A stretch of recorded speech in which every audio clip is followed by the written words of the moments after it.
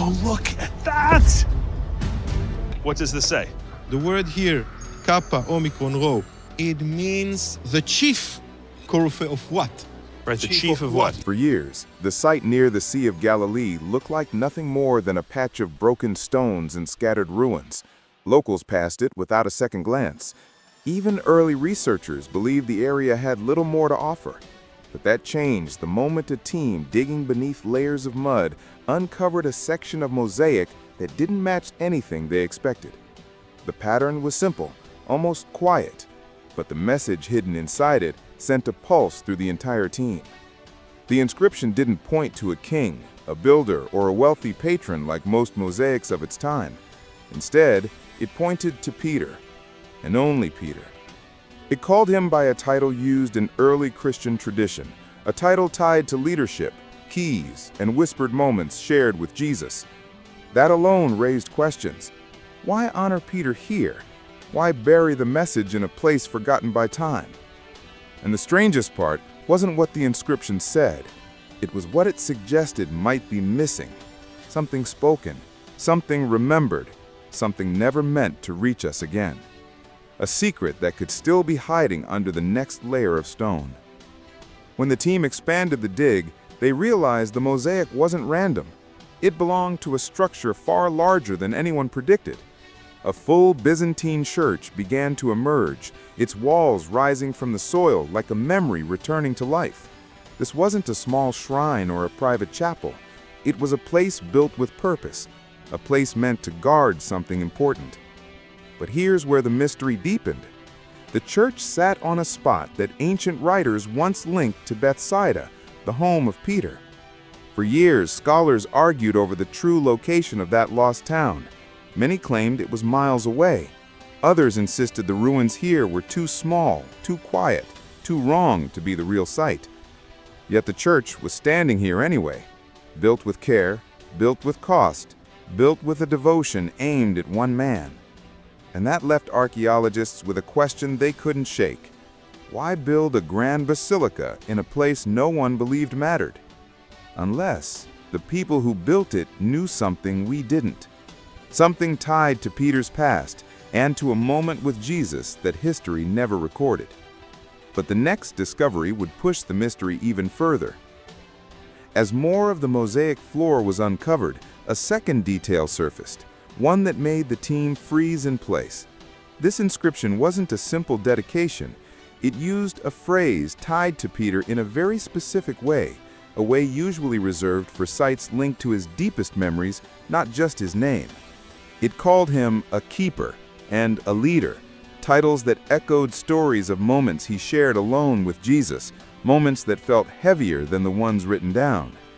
But here's the part that unsettled the archaeologists. The wording suggested memory, not myth. It hinted that this place wasn't honoring Peter out of tradition, but out of something that happened here. And that created a problem. If this site truly marked a personal moment between Jesus and Peter, why wasn't it written about anywhere else? Why did no records mention a church built on this exact spot? Why would generations guard it quietly, letting it sink under centuries of mud? Either the builders were wrong, or they were remembering a story too fragile, too secret to share with the world. And then, when the team dug deeper beneath the foundation stones, they found something they weren't prepared for. Signs that the church might have been built on top of an even older room. What they uncovered next didn't look like part of the church at all. It was older, much older. The soil around it showed signs of Roman-era activity, centuries before the mosaic was laid. A rough stone floor, a few broken pottery pieces, and fragments of simple walls hinted at a small structure buried directly beneath the basilica's heart. It wasn't grand, it wasn't ceremonial. It looked like a home, or a place where small gatherings once took place. But here's the twist that left the team silent. This hidden room was placed exactly under the section of the church dedicated to Peter. Archaeologists know that early builders often placed new holy sites on top of places tied to memory, especially memories too sacred or fragile to describe. If the people who built the basilica believed this room meant something, the question becomes, What happened here? Why preserve this spot with such care? Why bury it under stone, yet keep it marked with inscriptions above? Some on the team whispered a theory they weren't ready to publish. What if this was where Jesus spoke words to Peter that were never written? A conversation only the earliest followers knew about and protected in silence. But the next artifact pulled from the dirt would raise even more questions, and none of them were easy to answer. Near the corner of the buried room, a small object caught the light.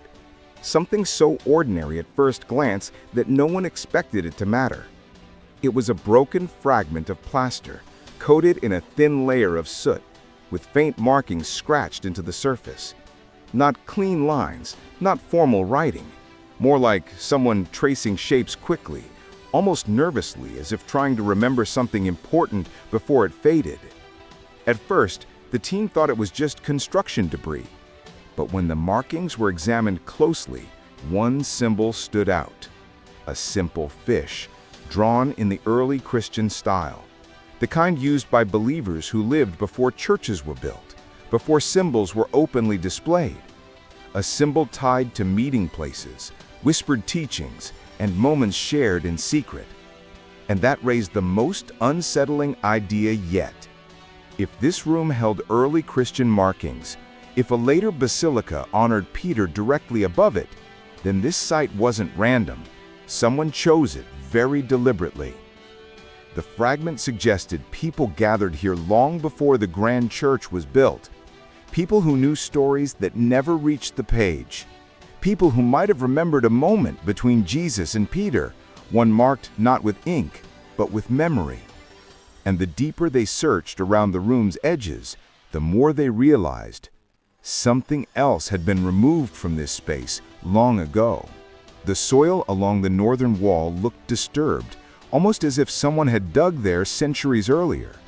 The layers didn't match the rest of the room. Something had been taken from this spot, carefully, intentionally, and long before modern archaeologists ever arrived. The edges of the gap showed chisel marks, the kind used to lift stone panels or remove objects hidden behind them. Whatever once sat here wasn't lost by accident. It was removed on purpose. But the question was, why?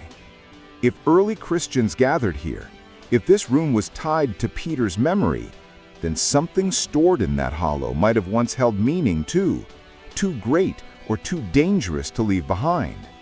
A record? A keepsake? A carving? No one could say for sure, yet the silence of the space felt heavier than the stones around it. One archaeologist suggested a bold theory. Maybe a group centuries ago feared what was inside, not because it contradicted Jesus' teachings, but because it revealed a moment meant for Peter alone. A moment whispered, not preached. And if someone took it, then someone, somewhere, believed those words were never meant to fade. But the next layer of mud revealed something the team didn't expect. A trail leading out of the room, as if whatever was removed didn't stay hidden for long. Just outside the buried room, the ground dipped slightly, forming a narrow channel in the earth. At first it looked natural, but as the team cleared away the mud, they realized it wasn't a sink or a random depression. It was a faint trail, a line of compacted soil sharper than its surroundings, leading away from the structure toward the edge of the ancient settlement. Someone had walked this path many times or carried something along it. The trail pointed toward an area where the dig had barely begun. Most believed nothing important lay there, just collapsed stones and flood deposits from centuries of rising waters. But if something had been taken from the room, why would the path lead here? And what was so important that someone moved it far from the church that later rose above it? The archaeologists followed the line, inch by inch. It ended at a cluster of stones that didn't belong to the natural landscape. They were placed, not fallen, arranged, not scattered, as if marking a point of transfer or concealment. Suddenly, one thought echoed through the team. Whoever removed the missing piece didn't destroy it. They moved it. And if this spot marked where it was passed on, then the next discovery could reveal who carried it and why it mattered so much. The arranged stones formed a small circle, barely wide enough for a single person to kneel inside. At first glance, it looked like a fire pit, but the stones were too clean, too intentional, and the soil inside the circle held no ash, not even a trace. Instead, the dirt was tightly packed, as if something had been buried or retrieved. This wasn't a place where something burned. It was a place where something changed hands. One archaeologist suggested it might have been a meeting point, a safe spot where early followers passed sacred objects without drawing attention. Meetings like these happened in secret, especially when memories of Jesus were still fresh and fragile. If someone carried something from the hidden room, this circle may have been where it was handed to the next keeper, someone trusted enough to protect it far from the basilica above. But something else stood out. The stones were arranged in a pattern that mirrored the early Christian symbol of a key, Peter's symbol. That meant whoever built this circle knew exactly what the object represented and who it belonged to. And if the circle marked the transfer, then the real question was, where did the object go next? Beyond the stone circle, the land sloped gently toward the shoreline. Most assumed erosion had wiped away any sign of ancient movement, but as the team widened the survey area, they noticed something unusual. A faint alignment of stones stretching toward the water. They weren't shaped or carved, but they formed a subtle guide, like markers placed long ago for someone who needed to follow a path in secrecy. These weren't boundary stones. They were directional, silent arrows pointing the way. The archaeologists traced them carefully, step by patient step. Each marker brought them closer to the edge of the ancient lakebed, now shifted by centuries of flooding and drought. If the missing object left the buried room, passed through the stone circle, and followed this discreet line, then whoever carried it wasn't hiding it out of fear. They were delivering it, somewhere safe, somewhere permanent. But here's the detail that sent a chill through the team. The last stone sat beside the remnants of a small jetty, long collapsed, barely visible beneath reeds and silt. Boats once left from this point.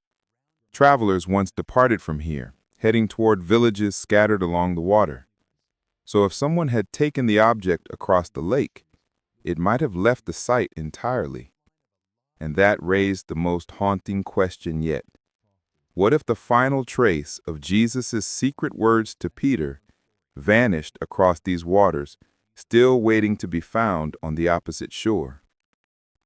The team stood at the edge of the ancient shoreline, staring across the quiet water. The trail had ended here, but the story clearly hadn't. If an object once carried memories of a private moment between Jesus and Peter, something spoken, something treasured, it hadn't been hidden near the basilica. It had been taken away, carried by someone who believed those words weren't meant to vanish, but weren't meant for the world either. The archaeologists mapped the opposite shore, searching for a clue, a ruin, a cave, a forgotten structure. But the landscape was wide and full of places where something small could disappear for centuries. Still, the idea wouldn't leave them. Early followers traveled this lake constantly. If one of them took the missing piece, they likely carried it toward a community that would protect it, maybe even guard it in silence. And here's the final twist. Records from nearby settlements describe objects arriving by boat, items passed down quietly, without origins listed. Items said to hold memory, not scripture. Items kept out of sight. Maybe coincidence. Maybe evidence. Maybe the last echo of a conversation never written in any gospel. And if that echo still lies buried somewhere along the far shore, then the next dig could reveal something far more unsettling than a mosaic or a room. It could reveal what Jesus said to Peter and why someone tried so hard to hide it.